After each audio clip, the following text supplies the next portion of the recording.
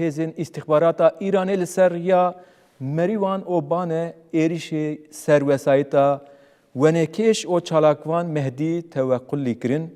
Di êrişê de Tewequlî li gel dayîk û xwişka xwe jiyana xwe ji dest dan.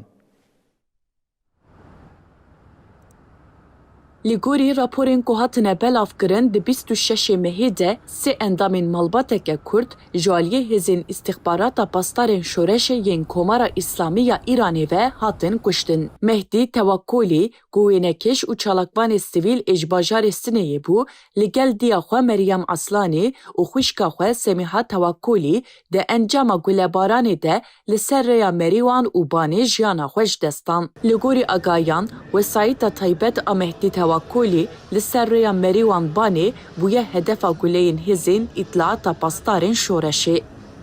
Di encama vê êrişê de Tewequlî ku rêveberê mala wênekêşên Kurdistanê damezrînerê mala hunerê ya çav û girtiyê siyasî yê berê bû, li gel dayîk û xwişka xwe hat kuştin. Îro merasîma cenazeyê her sê kesan dibin tedbîrên ewleyiyê yên tund de li goristana Behiştî Mihemedê ya Sinê hate lidarxistin. Her wiha li gorî raporan, saziyên ewleyiyê zext li endamên din ên malbatê û xizmên wan kirine, da ku derbarê çawaniya bûyerê de to agayan nedan. Çavkaniyên nêzîkê malbatê diyar kirin ku saziyên ewleyiyê hewl didin ji bo vê bûyerê senaryoyekê çêbikin û wê wekî qezayeke trafîkê nîşan bidin. Dezgehên medyayê yên girêdayî desthilatê îro îddia kirin ku kesên hatine kuştin çekdar bûn û endamên Partiya Jiyana Azad a Kurdistanê bûn. Lêbelê ev îddia ji aliyê çavkaniyên herêmî yên li Rojhilatê Kurdistanê ve bi tundî hat redkirin.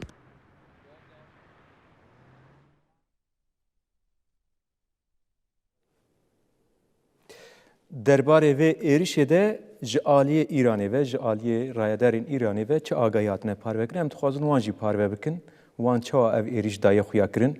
Berdevkê polîsê Îranê Saîd Muntazer Mehdî ragihand ku li ser sînorê Baneyê çar endamên Partiya Jiyana Azad a Kurdistanê canê xwe ji dest daye.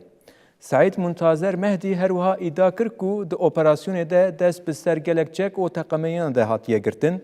Mehdî diyar kir ku hêzên wan gava endamekî serekeyê pejakeyê xwestiye derbasî nav a Xewelêt bibe pêhesiyane û yekser ji bo girtina wî operasyon darxistiye.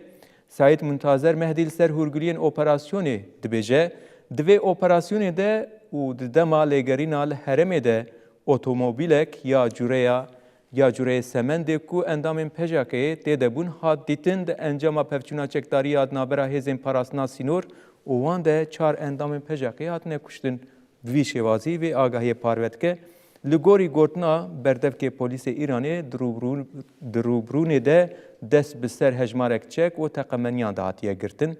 Li aliyê din heta niha ji aliyê Partiya Jiyana Azad a Kurdistanê pejakê ve li ser vê mijarê tu daxuyaniyek nehatî dayîn. Ev mijar bi vî jêvazî hatiye parvekirin. Li gorî saziyên mafên mirovan jî di nûçeya me de jî hebû.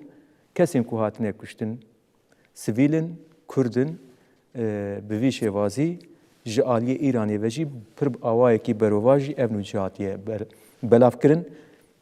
Kesê ku hatine kuştin jî heman malbatê ne, xwişk û biran e û aliyê xwe ewî ne. Di vî milî de wisa derketî pêş.